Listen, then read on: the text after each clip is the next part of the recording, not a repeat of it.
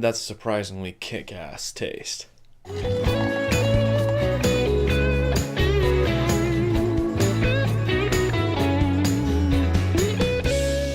Hey guys, now I know this is technically a bucket list review, so I'm kind of cheated. I'm going to review The Prestige eventually, but I really wanted to talk about the first John Wick, as I love this movie so much when I actually thought it was going to be garbage. When I watched the trailer and read the synopsis, a former super hitman goes on a killing rampage because someone kills his dog. There's no way that not even an ounce of you, a little bit of you, thought that sounded stupid. Raise your hand if you thought that sounded dumb as fudge. If you don't raise your hand, you're lying to yourself, because this movie looks stupid, and it completely caught me by surprise, and I was so happy for that.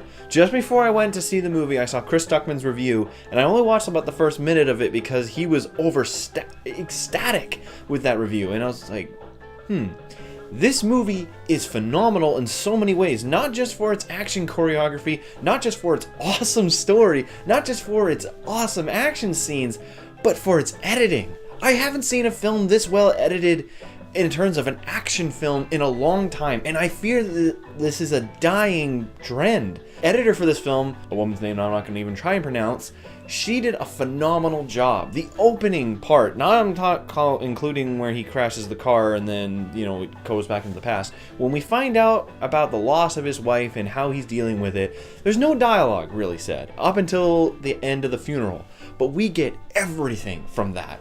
The idea of showing, not telling, is so well done, and the editing is seamless. In already 2 minutes, we find out so much about the character and his struggles that he's going through, and we haven't even heard a fucking word. That is one of the reasons why John Wick isn't just a good action movie. It's a well-made movie. The characters in this film are awesome. John Wick's cool. William Dafoe's cool. The villain of this film, he is probably one of the best parts of this film. His character is incredible. And the thing that I feel gets overlooked a lot when people review this movie is the world building, the coins, the continental rules, sort of this kind of chivalrous sort of secret organization of criminals, and this is something that isn't explained in full. It's just pieces here and there are shown, and that's what I liked about it. This is a showing, not telling visual film.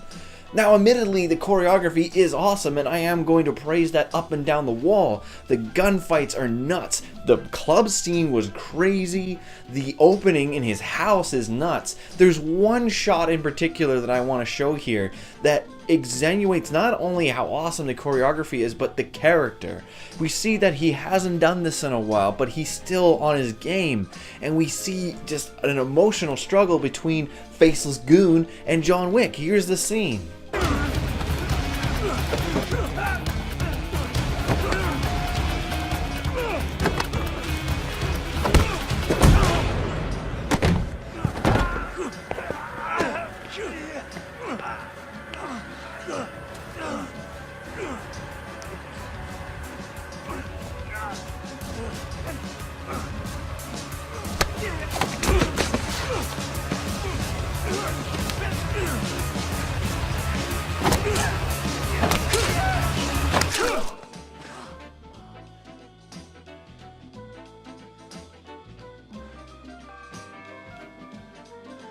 And normally a film would just one to a guy, like in Pagan, but there's choreography, there's a changing of movement, there's an overlapping dynamic of how the scene is building up, and it's so kick-ass. In the end, when the film comes to its conclusion and we see that the son gets killed, it's not really satisfying. It's a very quick death, and we're kind of like, well, why did he need to take his time with that? One, he's a respectful person to his father, and two, we're supposed to feel the exact same way he feels, really. Like, he's gotten his revenge, but what's the point of it, right? It's an empty revenge. Sure, his father kind of sets himself up for getting killed by John Wick for unnecessarily killing William Dafoe, but then more so very unnecessarily bragging about it to him. But I feel that the father just wanted to die because John Wick had basically destroyed their entire organization in one day. So in the end, as silly as that part is, the entire dynamic of this film is so incredibly well made. The directors went in with a vision and they took it and blasted it to us. The story is awesome despite how stupid it sounds when you say it out loud. The action scenes are fantastic. The world building is creative. The visual style, not just with how it's shot, but also with the text and the subtitles. I loved how they did the subtitles in this film. And the boogeyman concept and everything. I could go on and on about how much John Wick surprised the crap out of me when I saw it. But in the end, you probably guess what's coming. I'm going to give John Wick a 7 out of 7. Now, this wasn't one of my favorite films of 2014. It was up there, but it was defeated by The Raid. But either way, this film is one of those rare occurrences where something that you think is going to be utter garbage turns out to be a shining gem. And I appreciate John Wick for everything it did, not just for the action genre, but in terms of setting a standard and saying, hey, you shitty action movies, how about you man up? Sure, that hasn't exactly happened yet, but it's hopefully ingrained. And especially with Chapter 2, I am excited. I am worried, though, because I'm worried it's going to go Taken 2. It doesn't really seem like there's a point to it. It just seems like it's a rehash of the first one.